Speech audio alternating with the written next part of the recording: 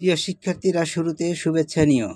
আজকে আমি তোমাদের ক্যালকুলেটরের সাহায্যে কিভাবে সহজে উৎপাদকে বিশ্লেষণ করা যায় তা দেখিয়ে দেব। এই জন্যে আমি একটি রাশি নিয়েছি। রাশিটি হচ্ছে x² - 15x + 56। চলো ক্যালকুলেটরের সাহায্যে এখন আমরা এর সমাধান করি।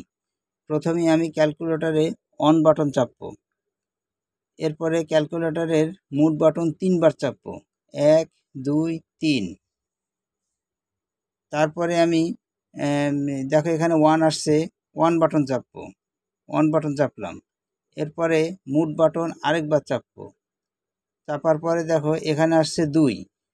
আমার 2 চাপতে হবে। কেন দেখো, কেন 2 চাপবো আমি? আমার এখানে রাশিতে এক্সের সর্বোচ্চ পাওয়ার আছে 2, এজন্য আমি 2 চাপবো।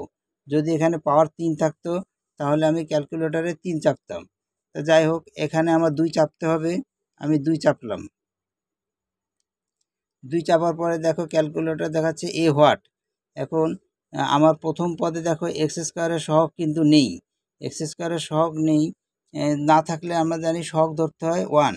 এজন্য আমি এখানে ক্যালকুলেটরে 1 চাপবো। 1 চাপার পরে সমান সমান দেব। দেওয়ার পরে দেখো আসছে বি হোয়াট। তা দেখো আমার উৎপাদকের মধ্যপদে আছে -15। আমি এখানে করব কি, ক্যালকুলেটরে -15 চাপবো। এই -15 1 5 দিয়ে আবার সমান সমান দেব। দেখো এখানে আসছে সি হোয়াট। তা আমার উৎপাদকের শেষ পদটি হচ্ছে +56। তাহলে আমি এখানে 56 চাপবো। আসলে প্লাস চিহ্ন দেওয়া লাগে না, 56 দিয়ে আমি সমান সমান দেব। দেখো x1 আসছে +8।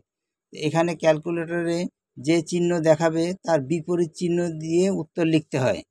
তাহলে আমি এখানে লিখি x, যেহেতু আমার আসছে, যেহেতু ক্যালকুলেটর আসছে আমার +8, আমি এখানে লিখব x - 8, বিপরীত চিহ্ন নেব। এরপরে আমি আবার ক্যালকুলেটরে সমান সমান চাপবো।